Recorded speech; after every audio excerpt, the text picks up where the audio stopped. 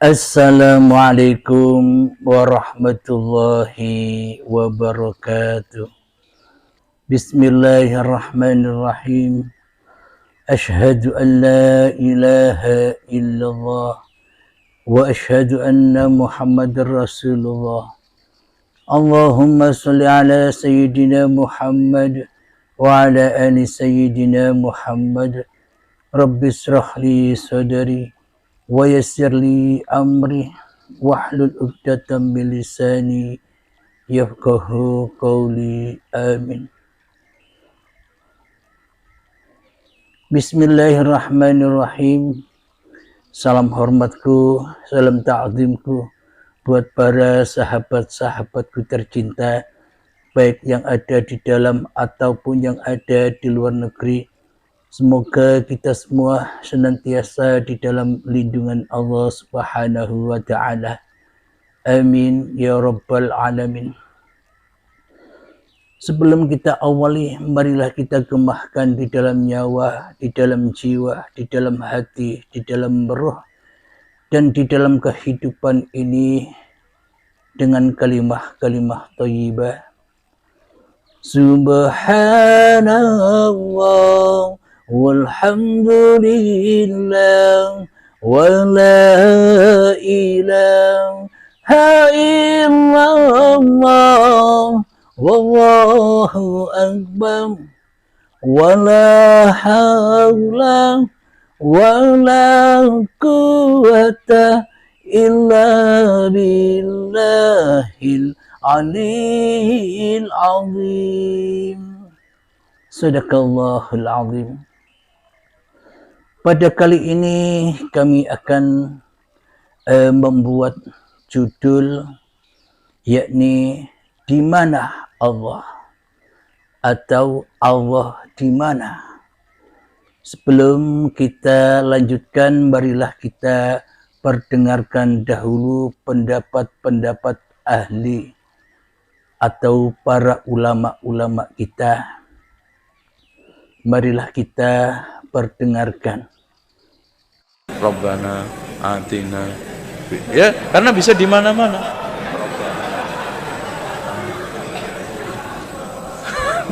Ar-Rahmanu 'alal 'arsy istawa, lahu ma fis samawati wa ma fil. Allah mengatakan dalam Al-Qur'an, Ar-Rahmanu 'alal 'arsy istawa. Allah bersama di atas arsy. Jangan juga mengatakan Allah ada di mana-mana.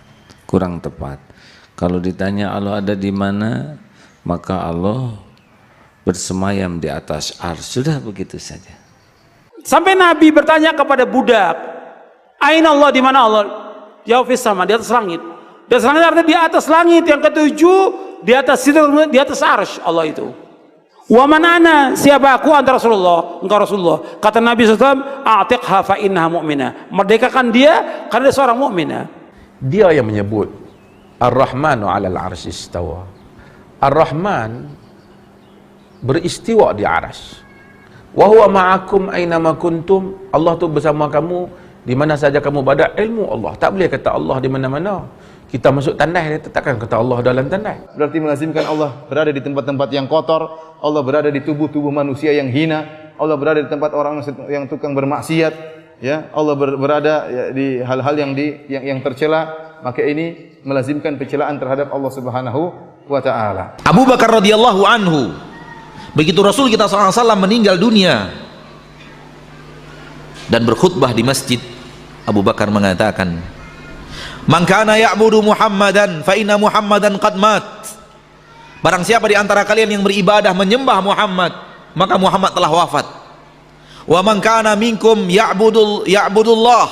Barang siapa di antara kalian yang beribadah kepada Allah, fa innallaha hayyun fis sama'i la yamut. Karena Allah itu hidup di langit dan tidak akan pernah untuk meninggal selama-lamanya. Imam Malik rahimahullah pernah ditanya seseorang, lalu dia berkata, "Wahai Imam, bagaimana sih caranya memahami istiwa?" Seperti tadi pertanyaan, apakah seperti manusia bisa difahamin begitu? Manusia yang naik di atas singgasana? Lalu kata Imam Malik rahimahullah kalimat yang bijak, orang yang punya ilmu dalam masalah ini, dia mengatakan, istiwa sudah maklum, bersemayam itu jelas. Nggak ada sesuatu yang perlu dipertanyakan. Dalam bahasa Arab, istiwa jelas adalah naik ke atas singgasana, gitu kan. Kemudian dikatakan kaifiyahnya majhul. Bagaimana prosesnya tidak jelas buat kita karena tidak disampaikan dalam wahyu. Kita imani apa adanya. Was-su'al anhu bid'ah. Bertanya tentang itu adalah perbuatan bid'ah, gitu kan. Imam Malik menutup pintu itu karena berbicara dengan tentang zatnya Allah itu tidak bisa terlalu jauh kecuali ada dalil yang menjelaskan. Arsy-nya bagaimana? Pasti kita tidak bisa menjangkau. Karena kalau Allah berada di suatu tempat, maka tempat itu lebih besar daripada Allah. Apakah di atas dan juga di bawah? Apakah di kanan dan juga di kiri? Apakah di dalam perut hewan ataukah di dalam masjid ataukah di WC misalnya? Di mana-mana, semua di mana-mana. Allah di mana-mana. Apakah dalam tubuh manusia? Ini pendapat yang tidak logis dan melazimkan penghinaan terhadap Allah Subhanahu wa taala. Ar-Rahmanu 'alal arsy istawa. Allah itu bersemayam di atas arsy. Dan teks Al-Qur'an ini diulangi Allah 7 kali dengan kalimat sama di dalam Al-Qur'an. Antum cek 7 kali. Ar-Rahmanu 'alal arsy istawa. Ar-Rahmanu 'alal arsy istawa. Ar-Rahman, Allah yang Maha Pengasih, 'alal arsy istawa, bersemayam di atas arasnya. Dalam surat Thaha ayat yang kelima, ay'ala wartafa, dia meninggi di atas arasnya. Sebab ada sebahagian yang kadang-kadang terlalu memusuhi golongan-golongan yang dianggap sebagai salafi ini dengan menganggap mereka adalah sesat. Sampai guna akal terlebih. Dia kata geng-geng ni yang kata Tuhan kat langit tu. Kalau Tuhan kat langit, maksud Tuhan ada tempat. Golongan salafi tak cakap macam tu. Dia kata Tuhan kat langit, macam mana tak tahu. Kami sebut macam mana yang Allah sebut, macam mana yang Nabi sebut. Jangan fikir dengan akal. Kerana arash pun di atas langit. Nabi Isra' Mi'raj ke mana? Langit. Ke Nabi pusing-pusing aja? So jangan fikir dengan akal. Benda ni di luar daripada batasan akal. Bila kita guna akal jadi masalah. Arsy Allah itu dibandingkan langit dan bumi, kecil langit dan bumi. Umpamanya arsy ini seperti padang pasir yang sangat luas. Langit dan bumi 7 ini seperti 7 gelang yang dilemparkan di tengah padang pasir. Kursi Allah itu dibanding dengan arsy Allah sama seperti giwang atau cincin yang disimpan di padang pasir. Jadi tidak ada apa-apa. Aina Allah, di mana Allah? Sambil isyarat dia, Allahu fis sama. Dan tidak ada seorang pun sahabat yang berada di masjid yang jumlahnya ribuan itu yang protes. Apa kata anda? Fis sama? Enggak, Allah di mana-mana. Salah ini Abu Bakar. Ketika antum berdoa, kenapa ngangkat tangan ke atas langit, nggak begini-begini? Rabbana atina. Ya, karena bisa di mana-mana.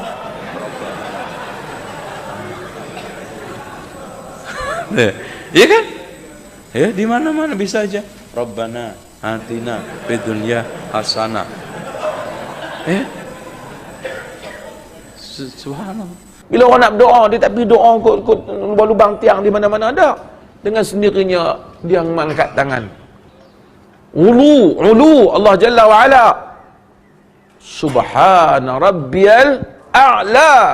Sabbi'isma rabbikal a'la. Oleh karena itu para ulama kita mengatakan dalil sifat yang paling banyak adalah dalil yang menyatakan Allah di atas. Tetapi manusia paling banyak menyimpang dan menentang dalam masalah mengimani Allah Subhanahu wa ta'ala di atas arasnya.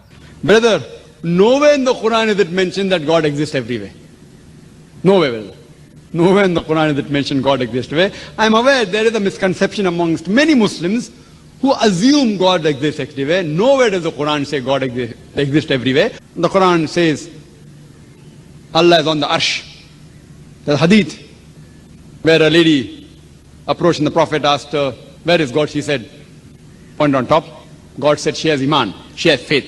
So God exists on the arsh, on the throne exists on the water, He's up in the heavens. Regarding the question, so but naturally He's not in the human being. Yes, He can control. Allah says He's closer to you than your jugular vein. That means He is aware of everything, His power is there. That doesn't mean God Himself has come into the jugular vein. That doesn't mean that. It means that Allah has power. He's close to you, that means He loves you. He knows you, He knows everything, He has power over everything, He has power over...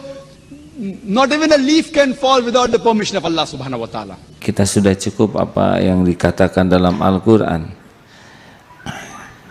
Dalam surat Al-Hadid, Tsummastawa 'alal 'arsy.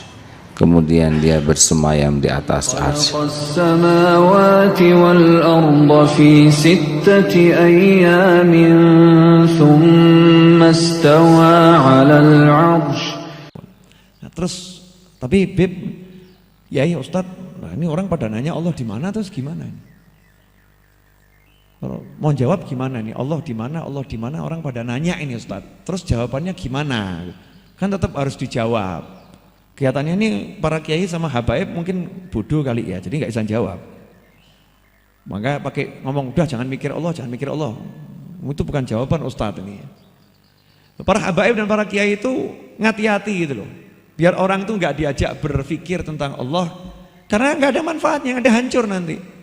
Berpikir aja tentang dirimu itu manfaat, itu manfaat. Tapi kalau ditanya Allah di mana, ya kalau ditanya Allah di mana dan harus dijawab, ya ayo dijawab.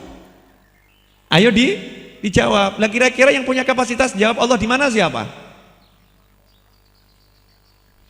Saya mau nanya, Bapak jenengan di mana?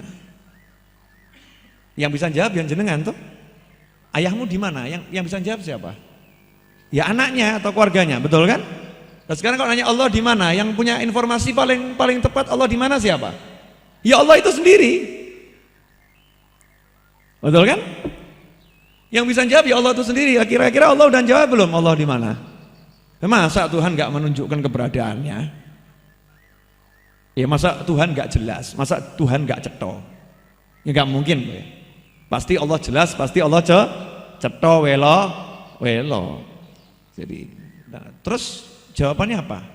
Ayo, pada bingung semua. Nah, di mana-mana apanya? Nah, nanti bilang Allah di mana-mana artinya zatnya ya musyrik lagi gitu kan? Berarti Allah berdiam di suatu tempat. Allah di mana-mana apa? Ilmunya Allah di mana-mana. Dimanapun kita berada, Allah tahu kita. Rahmatnya Allah di mana-mana. Dimanapun Allah kita berada, rahmat Allah ada di situ. Ampunan Allah bisa ada di mana-mana. Tapi kalau ada orang nanya di mana Allah, ya kita cek dulu tuh Al-Qur'annya, cek dulu hadisnya. Ada enggak petunjuk di sana? Wong namanya juga Ahlus Sunnah wal Jamaah. Kembali kepada Al-Qur'an dan Sunnah tapi lewat jamaah gitu, lewat jamaah. Jamaah siapa? Jamaah para aulia wassolihin. Kumpulan para ulama, kumpulan orang-orang yang soleh. Nanya kepada mereka semua. Nah emangnya sudah ada Tobib? Jenengan ngajinya enggak hatam berarti. Barusan tadi ini khataman masih kurang dikit ya. Ya, tapi udah lewat kok. Mau dijawab? Ya, setelah yang berikut ini. Ibu-ibu monggo diunjuk. Sudah habis. Ini kena sengaja saya kasih iklan dikit biar nanti kalau mau dipotong itu enak yang motong tahu. Oh, mulai dari sini ini bagian ini ya. Biar enggak terlalu panjang kajiannya kalau dijadikan di YouTube itu.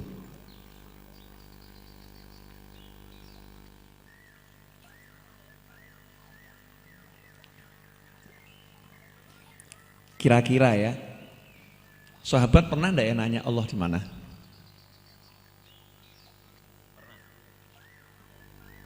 Sahabat itu radhiyallahu anhum ajmain, manusia-manusia yang paling tidak berani bertanya kepada Rasulullah SAW. Enggak berani nanya, aneh-aneh itu enggak berani. Tapi sahabat itu selalu nunggu orang yang berani nanya. Ya, nunggu orang yang berani nanya. Kelihatannya kalau jenengan hidup di zaman Nabi mesti jenengan yang paling banyak nanya. Nah, sebab jenengan sama saya ini model-model badui gitu kan ya. Wong polos, pokoknya ceplas-ceplos itu badui. Monggo diunjuk. Ini kopinya enak nih, alhamdulillah. Oh, ya itu ciri-ciri enak begitu langsung habis.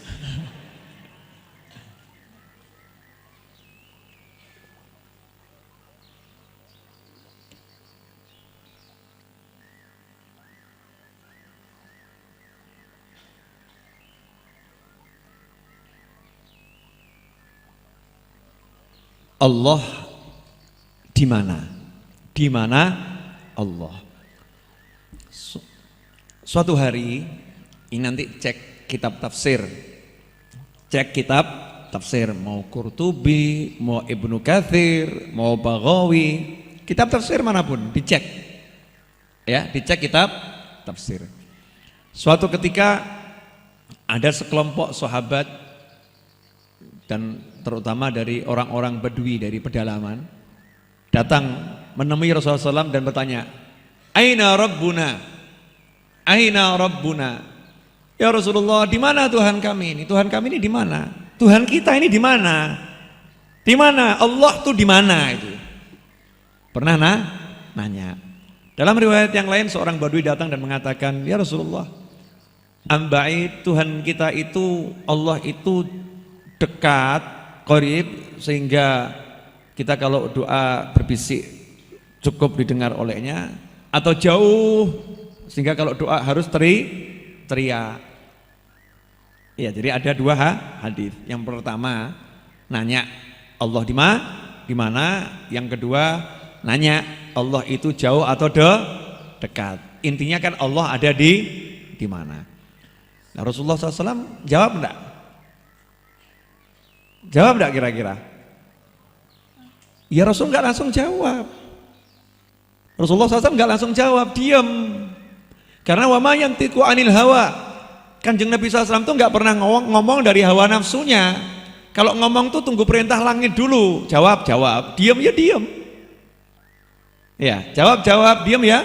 Diam, semua atas perintah Allah Subhanahu wa ta'ala. Beda kalau kita enggak ada bahan ngomong aja cari bahan. Betul kan? Orang kita ini mestinya diam bisa zikir, tapi lidahnya gatel.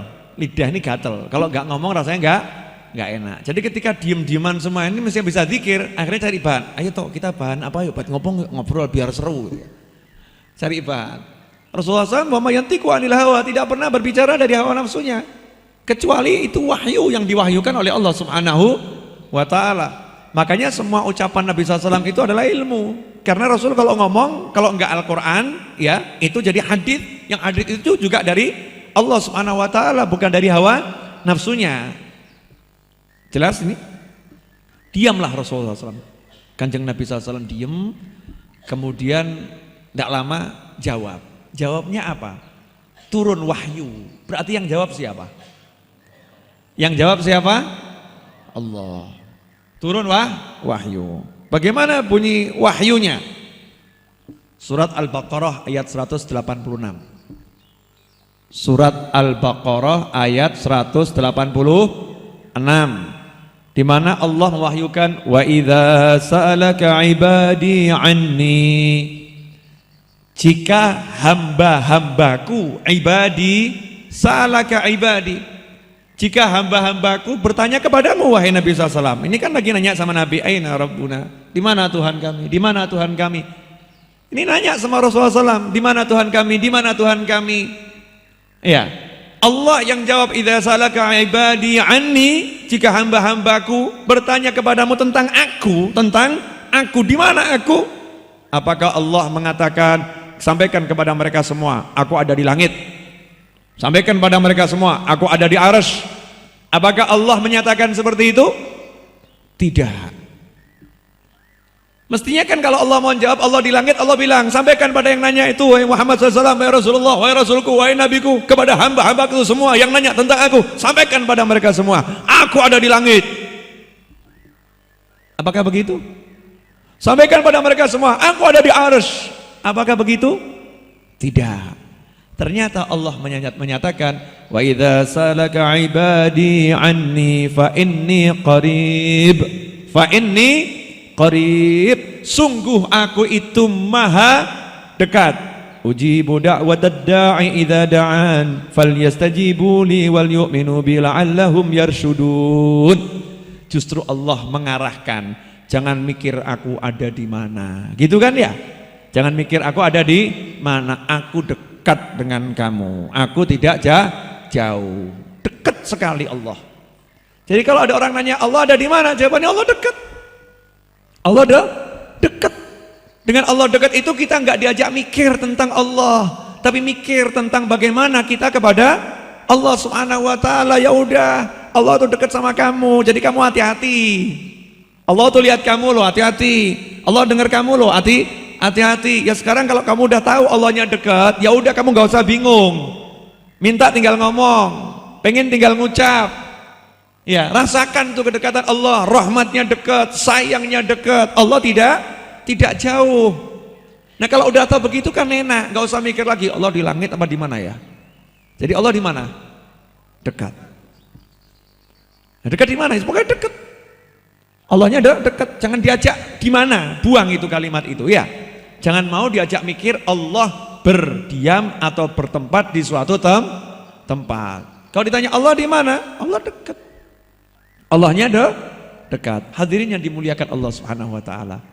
Jadi selesai sudah pertanyaan. Di mana Allah? Dijawab sama Allah, wa idza salaka ibadi anni fa inni qarib. Aku dekat. Itu jawaban dari Allah. Jangan ngeyel. Jelas? Jadi Allah jawabnya apa? Aku dekat.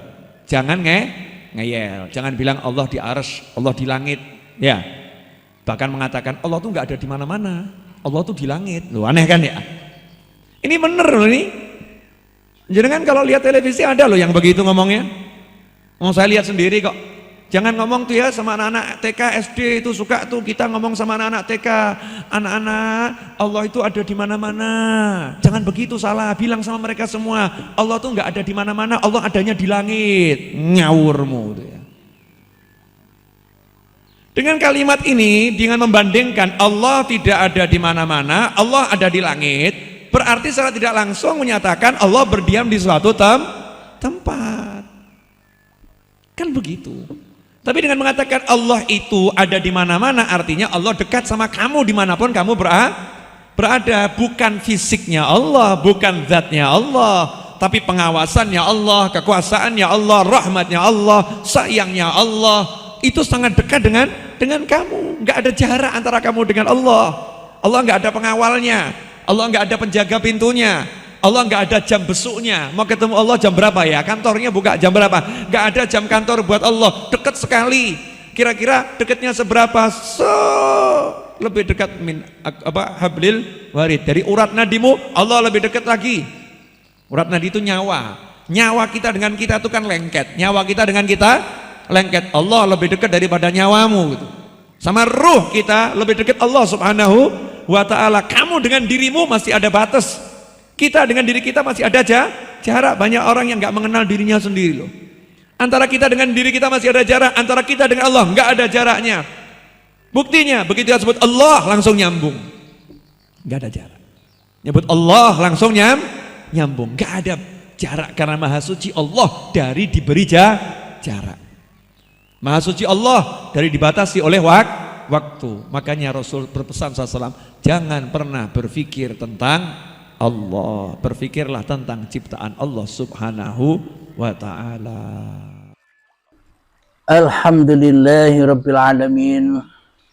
Sudah kita perdengarkan bersama-sama pendapat-pendapat dari para ulama-ulama kita tentang di mana Allah itu. Alhamdulillahirabbil alamin. Di dalam ayat kursi, Allahu la ilaha illa huwal hayyul qayyum. Allah, tiada Tuhan yang berhak disembah. Dialah Tuhan yang hidup terus menerus, menghidupi seluruh ciptaannya. Alhamdulillahirabbil alamin. Sebelum kita bahas, mari pakai logika kita, mari pakai akal fikir kita, karena kita diberikan pikiran agar kita bisa memikirkan. Logikanya begini, karena jawaban-jawaban para alim ulama kita, katanya Allah ada di arsil azim, ada di atas arash, di atas yang sana, di langit-langit yang sana. Jadi semuanya hanya bayang-bayang saja. Semuanya hanya halusinasi saja. Semuanya hanya imajinasi manusianya saja. Bagaimana mungkin Allah bisa diketahui Allah ada di mana? Sementara araftu rabbi bi rabbi. Tiada yang tahu Allah kecuali Allah. Bila yang tahu manusianya, pasti manusianya takkan pernah tahu Allah. Bila Allahnya yang tahu, maka Allah berdiri di dalam zatnya sendiri. Alhamdulillahirabbil alamin. Seumpama bila Allah gaib, Allah di atas sana, Allah di arasnya sana, berarti kita semua umat manusia ini siapa? Berarti kita ini ciptaan siapa? Berarti dari tanah hingga diperjalankan kepada tumbuhan sampai menjadi buah-buahan, sayuran dan padi, hingga dimakan oleh cikal bakal kedua orang tua kita sehingga menjadi sel sperma dan sel telur, hingga bertemunya kedua orang tua kita menjadi gumpalan darah, gumpalan daging, menjadi janin dan menjadi bayi. Itu siapa yang menguasainya? Itu siapa yang menciptakannya? Itu siapa yang menggerakkannya bila Allah hanya duduk ongkang-ongkang di arah saja? Mari kita pakai logika kita. Bila Allah gaib, bila Allah tak ada, bila Allah di atas arah sana, berarti masing-masing diri manusia selama ini menjadi Tuhan dirinya sendiri, yang merasa yang wujud, yang merasa yang hidup, yang merasa berkuasa atas dirinya sendiri, bukan? Bila demikian berarti kita ini bukan ciptaan Allah. Berarti kita ini selama ini bukan buatan Allah. Bila Allahnya di atas arah sana, berarti kita selama ini ciptaan siapa? Kita ini selama ini ciptaan batu. Moro-moro dadi dewe. Tiba-tiba hidup ini kita akui hidup kita. Tiba-tiba badan ini kita akui badan kita. Tiba-tiba kita akui wujud ini wujud kita. Tiba-tiba kita akui kekuasaan apapun yang tergelar, apapun yang teraktivitas atas hidup dan badan ini, semuanya milik kita. Ilmu milik kita, kepintaran milik kita, kecerdasan milik kita, sholat milik kita, ibadah milik kita, jabatan milik kita, pangkat milik kita, dan semuanya diakui sebagai milik kita. Berarti kita selama ini terlahir bukan dari ciptaan Allah, tapi terlahir dari batu. Maka dari itu hati kita keras seperti kerasnya batu, bahkan lebih keras dari kerasnya batu. Kenapa? Karena kita selama ini tak bertuhan. Kenapa? Tuhannya di atas. Bagaimana kita bertuhan? Tuhannya tidak ada. Bagaimana mungkin kita bertuhan? Tuhannya gaib. Bagaimana mungkin kita bertuhan? Tuhannya tak nyata, tak jelas keberadaannya. Mari kita coba hayati. Jadi bila manusia itu beragama apapun itu, berarti dirinya percaya, beriman bahwa dirinya adalah ciptaan Tuhan. bukan dadi-dadi dewe. Seperti imannya orang-orang yang tak bertuhan, moro-moro dadi-dadi dewe. Selama ini iman kita kan begitu. Ya termasuk saya. Seolah-olah hidup ini hidup sendiri. Badan ini badan tercipta sendiri. Seolah-olah badan ciptaan diri manusia kita. Apa buktinya? Badan ini ciptaan kita. Seolah-olah apapun yang diperbuat oleh badan, seolah-olah kita yang berkuasa. Kita yang menggerakkan. Kita yang beraktivitas di dalamnya. Itulah kita selama ini jadi Allah, jadi Tuhan, tapi rakroso. Tidak terasa bahwa kita ini selama ini mentuhankan diri, memproklamirkan diri jadi Tuhan atas rekayasa iblis dan setan yang selama ini kita anut. Selama ini kita menjadikan pemimpin-pemimpin iblis dan setan di hati kita. Supaya kita jauh dan jauh dari Allah. Bagaimana mungkin Allah yang jelas wujud zatnya tidak bisa diketahui di mana Allah? Jadi Allah itu di mana-mana, tidak kemana-mana. Bila diri kita sudah tidak ada di mana-mana pendengaran, penglihatan, rasa-rasa kita, bila diri kita sudah tak ada di mana-mana kehidupan badan kita, maka ketika kita sudah tak wujud lagi menjadi manusia, disitulah Allah, disitulah Tuhan. Bila kita sudah rela, sudah ridho di dalam baiat untuk menyerahkan kembali amanah-amanah Tuhannya. Ketika sudah diserahkan kembali amanah-amanah Tuhannya, maka wujudlah Tuhan itu. Ketika diri manusianya sudah tak wujud lagi di hatinya. Ketika manusianya tak bisa kemana-mana, itulah wujud Tuhan.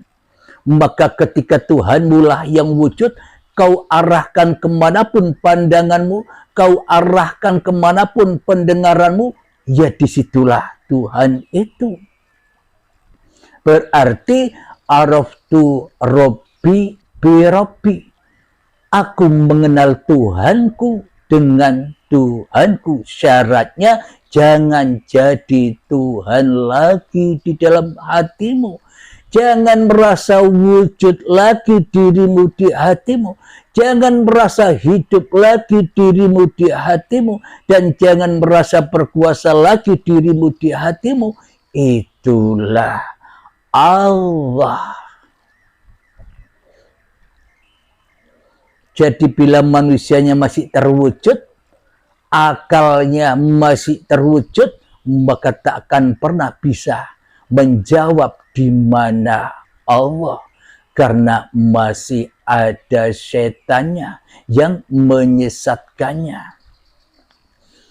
Setan itu membisikkan dan selalu membisikkan kepada kita, Allah itu goib bro, kamulah yang wujud, kamulah yang hidup, kamulah yang berkuasa atas dirimu. Berarti setan dan iblis membisikkan ke dalam hati kita untuk selalu ingkar dan ingkar kepada Allah. Bila Allah hanya di atas sana, bagaimana Allah mengatur seluruh makhluknya? Bagaimana mungkin Allah mengatur isi tubuh manusia? Bagaimana Allah mengatur setelah manusia makan dan minum, diatur, diproses menjadi darah, menjadi energi, menjadi vitamin, menjadi kotoran? Siapa semua itu yang mengatur? Bila Allah di atas sana, berarti kita harus ngatur-ngatur tubuh kita sendiri dong.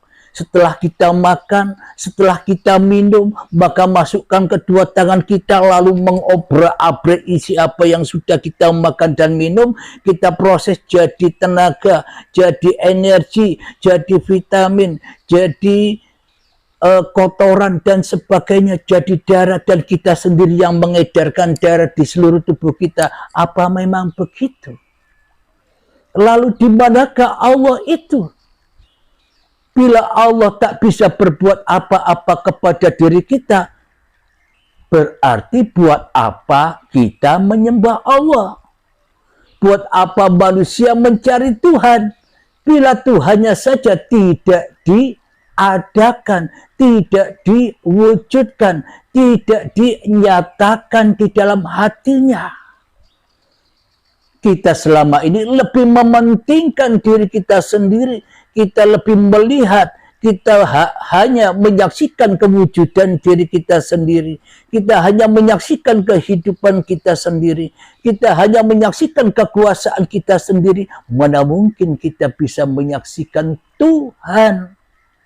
Sedang Tuhan kita matikan, sedang Tuhan kita tiadakan, sedang Tuhan kita tiadakan perannya. Seolah-olah dalangnya hanya tenguk-tenguk begini, wayangnya main-main sendiri. Kan demikian. Bagaimana mungkin wayang itu ada tanpa sang dalang? Bagaimana mungkin wayang itu bisa ngomong tanpa sang dalang? Bagaimana mungkin wayang itu bisa berperan tanpa peran sang dalang? Sesungguhnya kitalah yang tidak ada, kitalah yang tidak wujud, kitalah yang tidak hidup. Hanya Allah lah yang ada, yang wujud, yang hidup ini, yang memerankan seluruh ciptaan-ciptaannya, dan yang memelihara, dan yang menjaga, dan yang mengasihi sayangi seluruh ciptaannya. Jadi di manakah Tuhan itu? Ketika dirimu sudah tak ada lagi di hatimu, maka disitulah Tuhan itu. Kemanapun kau hadapkan wajahmu, disitulah Dia. Ketika wajahmu sudah sujud tersungkur di dalam wajah Allah, inni wajjahtu wajhiya lilladzi fataras samawati wal ardh. Jadi ketika wajah kita, maknanya wajah itu ketika hidup yang kita aku ini, kita persembahkan kembali, kita haturkan kembali, kita abdikan kembali bahwa hidup ini bukan hidupku, akan tetapi inilah hidup Tuhanku. Maka itulah keberadaan Tuhan di tiap-tiap hati manusia. Jadi kita bisa merasakan kembali bagaimana kita digerakkan, bagaimana kita diperjalankan saat dari tanah sampai kepada tumbuh-tumbuhan, sampai kepada hasil dari tumbuhan, buah-buahan, sayuran dan padi, sampai menjadi gumpalan, menjadi sperma dan sel telur, sampai menjadi gumpalan darah, gumpalan daging, janin dan bayi. Maka ketika kita tiada di hati kita yang ada hanya Allah, maka kita akan menyaksikan perjalanan-perjalanan itu. Jadi bukan kita lagi yang menyaksikan, tapi Allah yang maha menyaksikan. Jadi hakikat syahadat itu bukan persaksian manusia. Manusia tidak mampu menyaksikan apa-apa tanpa uripe Allah. Jadi uripe Allah lah, jadi Tuhan lah yang menyaksikan zatnya sendiri, dan Allah lah yang menyaksikan seluruh ciptaan-ciptaannya, dan Allah lah yang menjaga dan mengatur semuanya. Jadi kalau Allah itu di atas aras, di langit, berarti Allah tidak ngapa-ngapain, tidak menguasai kita, tidak menggerakkan kita, tidak memperjalankan kita, tidak mewujudkan kita, tidak mengadakan kita. Berarti kita kan ada sendiri tanpa Tuhan. Apakah begitu iman akidah kita, wahai sahabat-sahabatku? Terus terang di sini saya pribadi bukanlah ulama. Saya tak punya ilmu apapun. Di sini kami hanya menambahkan sedikit-sedikit saja tentang pendapat-pendapat para ulama-ulama yang saya hormati dan saya taklimi. Hanya menambahkan sedikit saja agar lebih sempurna walaupun sedikit. Alhamdulillahirabbil alamin. Mana mungkin wayang bisa bergerak sendiri tanpa disentuh, tanpa digerakkan oleh sang dalang. Bagaimana mungkin kita bisa ada sendiri, bisa wujud sendiri tanpa yang wujud? Bila yang wujud di dalam hati kita hanyalah diri kita sendiri, maka Allah gaib. Bila yang wujud hanya Allah di dalam hati kita, maka kitalah yang gaib. Memang manusia dan alam semesta ini gaib. Tanpa wujudullah. Dengan wujudnya Allah lah, maka semuanya terwujud. Dengan uripe Allah lah, terwujudlah badan ini. Dengan uripe Allah lah, terwujudlah apa yang ada di alam semesta ini. Segala sesuatu terwujud karena adanya Allah. Maka bila tak ada Allah, tak terwujud semua apa yang terwujud itu. Sebenarnya seluruh manusia, seluruh alam semesta ini sebenarnya tak pernah wujud tanpa yang wujud. Tinggal kita di dalam hati kita. Di sini, di dalam hati kita ini, siapa yang paling wujud? Diri kitakah atau Allah? Bila masih diri kita yang wujud, berarti Tuhannya adalah kita sendiri. Kenapa kita yang wujud? Karena di dalam kitabnya orang-orang Islam, terutama di dalam ilmu ketuhanan, Allah wujud, kita baka. Jadi hanya Allah lah yang wujud. Selain Allah tidak wujud. Bila di dalam hati kita yang wujud, maka Allahnya gaib, Allahnya Adam, Allahnya Raono, Allahnya di sana, Allahnya tidak kelihatan, Allahnya tidak nyata. Berarti kita selama ini memproklamirkan jadi Tuhan, jadi Allah, tapi ragroso. Saking asiknya dinina bobokkan oleh iblis dan setan selama ini. Maka untuk kembali kepada Allah, jangan pakai akalmu, jangan pakai manusiamu, pakailah kendaraan Baitullah, yakni hati kita inilah Baitullah yang harus selalu dan selalu disucikan. Disucikan dari apa? Disucikan dari kotoran-kotoran debu kemanusiaanmu. Dibersihkan dari kewujudan manusiamu. Dibersihkan dari hawa nafsumu. Dibersihkan dari kepintaranmu. Dibersihkan dari kecerdasanmu. Dibersihkan dari amal-amalmu. Dibersihkan dari sholat-sholatmu. Dibersihkan dari usaha-usahamu, maka terciptalah la haula wala quwata illa billah tanpa dirimu. Bila dirimu masih ada, la haula wala quwata illa billah, hanya mimpi saja, hanya formalitas saja. Alhamdulillahirabbil alamin. Jadi siapakah Allah itu? Di manakah Allah itu? Allah itu ada ketika dirimu tak ada. Ketika kita masih ada, ya selamanya Allah gaib. Dan ketika kita sudah tak ada, maka hanya Allah lah yang ada. Jadi semua itu harus melewati guru-guru pembimbing yang sudah ada di makom itu. Berbaiatlah kepada mereka agar terbaiat, terputus kemanusiaanmu agar bisa pulang kepada hadratillah. Inna lillahi wa inna ilaihi roji'un.